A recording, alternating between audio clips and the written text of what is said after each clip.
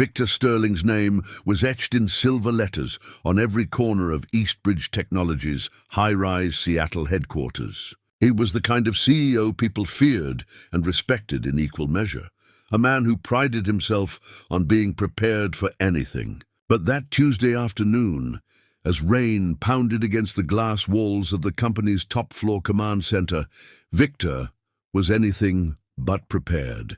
The day had started like any other.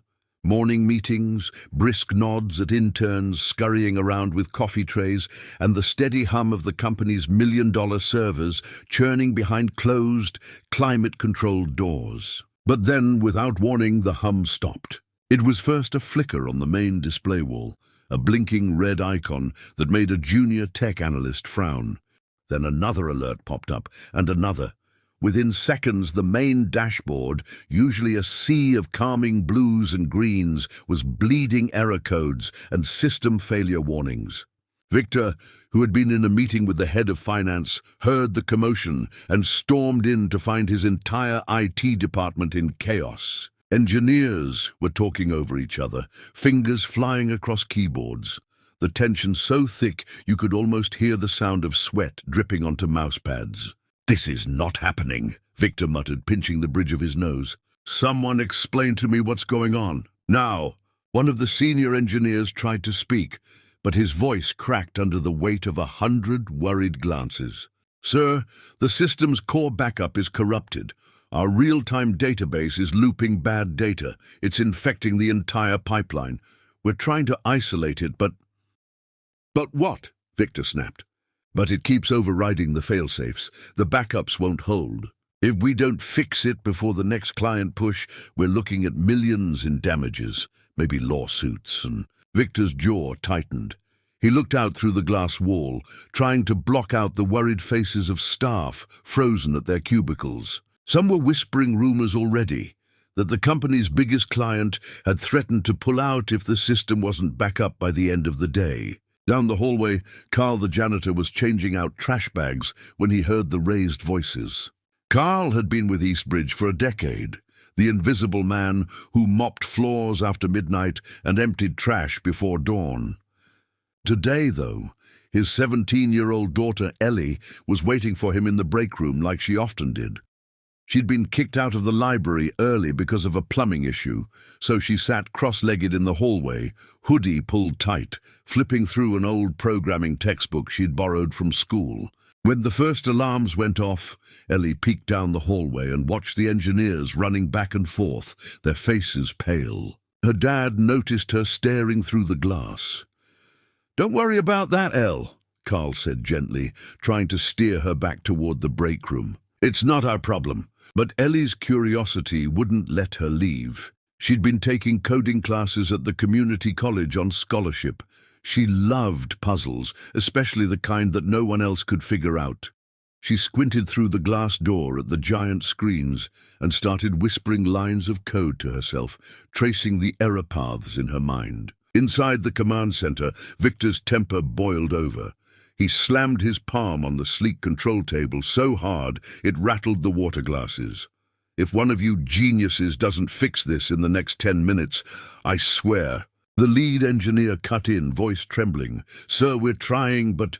"Try harder," Victor barked, his voice echoing down the hallway. His eyes darted to the massive digital clock on the wall. Every minute was money slipping through his fingers. Outside the glass door, Ellie took a shaky breath.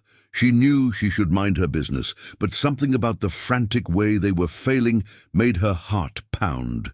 She shifted her weight, hugged her old backpack tighter to her chest, and made up her mind. She stepped forward. Carl reached for her arm, whispering urgently, "Ellie, wait, they don't want you in there." But Ellie had already pushed the glass door open. The room fell silent for a heartbeat as all eyes turned to the skinny girl in a worn hoodie and sneakers standing next to the man who emptied their trash. Victor's glare locked on her like a laser. "Who are you?" he demanded, his voice low and dangerous. Ellie's voice came out softer than she wanted, but steady. "I'm Ellie, sir, Carl's daughter. I think I know what's wrong." A few engineers exchanged glances, half amusement, half pity. One guy near the back snorted under his breath. Yeah, okay, kid. Victor's nostrils flared. This is not a joke, young lady. This is a multi-million-dollar meltdown. Go wait outside. Ellie didn't budge. She glanced at the flashing lines of code, then met Victor's eyes with a courage she didn't even know she had. Please, just give me 5 minutes. Victor scoffed at the nerve of her. The room felt frozen, tension rolling off every engineer in the glass-walled hub as Ellie stood her ground. Carl hovered awkwardly behind her, hat in hand, looking ready to sink through the shiny marble floor. One of the junior analysts whispered, "Let her try, what do we have to lose?" It was a tiny voice of reason, but it cracked the silence. Victor shot him a sharp look, but his jaw twitched. He checked the giant digital clock, 8 minutes until the client's last deadline. His head pounded with the thought of headlines, lawsuits, and boardroom vultures. With a cold sigh, he stepped aside. "Fine, 5 minutes. You fail, you're out of here with your dad, understand?" Ellie nodded. She could feel her pulse pounding in her ears, but she slipped past Victor, stepping onto the sunlit side of the room where the main console glowed. A senior engineer moved aside, muttering, "Here you go, little genius." He didn't really expect anything. None of them did. Ellie dropped her backpack to the floor and slid her fingers across the touch keyboard.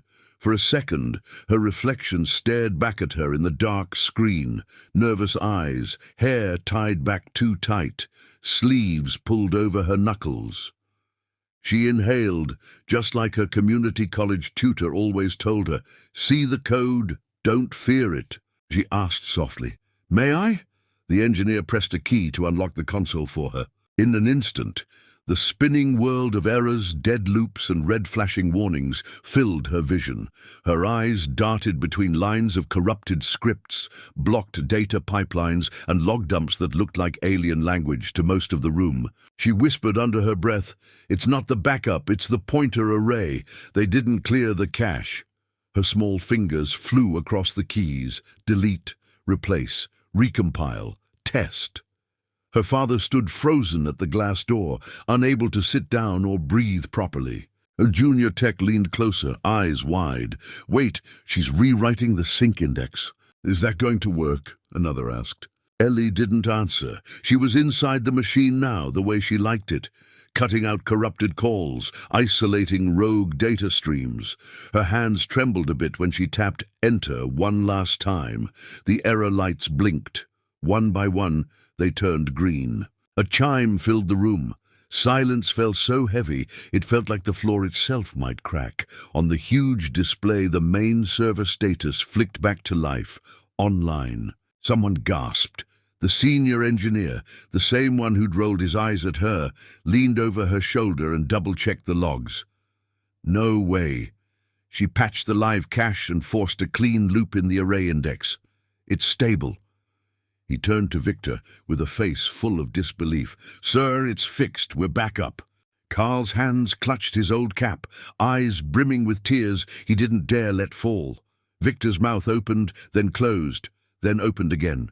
His eyes darted from the blinking green server display to the small girl standing at his console, hair slipping loose from her ponytail, breathing hard but standing tall.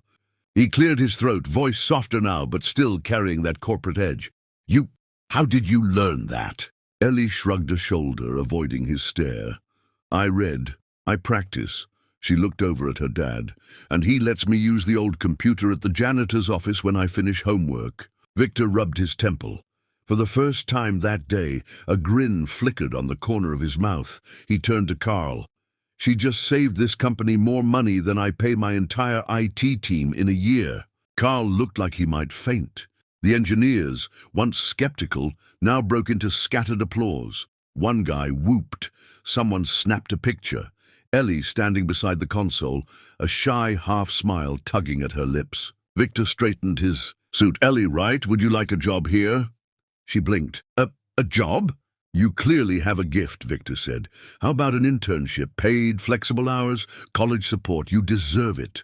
Ellie turned to her dad.